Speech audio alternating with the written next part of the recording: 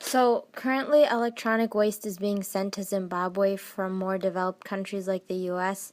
Things like old computer monitors, televisions, laptops, cell phones, and small kitchen appliances, usually under the premise of recycling or because of more strict regulations in more developed countries, which deem those more developed countries unable to casually dispose of the e-waste.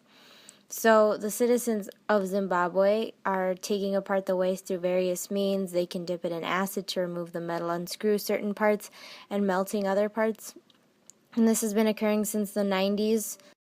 So the different parts of the computer system are the monitor, the hard drive, the mouse. They're made out of plastic for the outer body, wiring on the inside made up of different metals, metal parts, and microchips. Cathode monitors contain phosphor. Plastics could contain cyanide and other poisons that aren't specified. Keyboard, mouse, speakers, headsets are also dangerous. Mouse, keyboard contain metallic chips as well as circuits, and speakers have permanent magnets and metal. Because they have similar makeup as computer systems, they also have similar toxins. So circuit boards are dipped into hydrochloric acid for the removal of metal, which is very dangerous because the gases that are released from this chemical reaction are toxic. Cyanide, mercury, other metals are released with heat. It leaks into the earth through residue waste after the machine has been stripped, like with the hydrochloric acid, into soil and water pollution. And when it's burnt, air pollution occurs, which is bad for animals, plants, and especially the workers who are exposed to it. Citizens can face short and long-term health problems because of it, things like breathing problems, cancer, and kidney disease. The liquid crystal display, it contains mercury. The rechargeable battery has nickel, zinc, copper, and cadmium. And similarly to computers, they should not be burned or scraped without proper equipment and training. However, they still are in these places like Zimbabwe. Mercury, copper, aluminum, and silicone are released through heating certain parts, and it's in order to strip away the more valuable parts, and citizens are exposed to similar health problems as with the computers.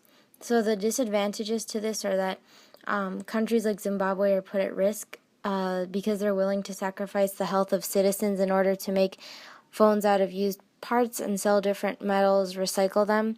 The government allows for pollution because they don't regulate what type of environment the scraping occurs in.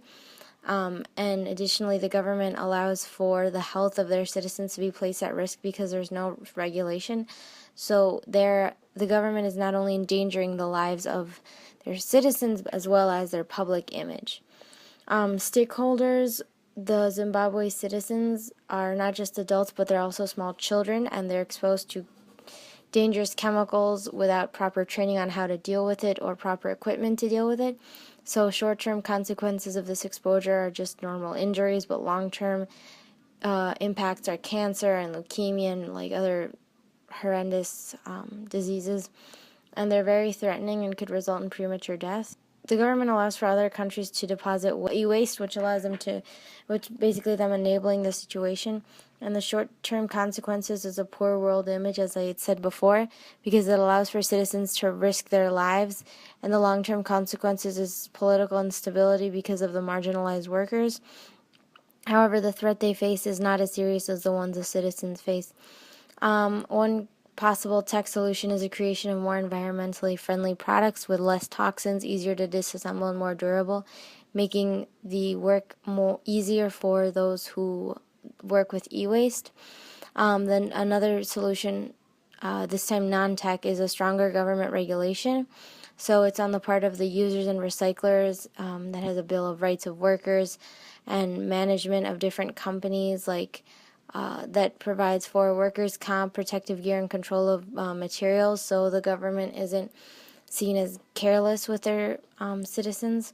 So the non-tech solution is more direct with the stakeholders, allowing for all the parties to be more in control, and it's also more realistic. And the tech solution empowers tech companies. So the non-tech solution is the best one in this case because all parties are more in control, and it's more realistic as well as the better image of the countries involved.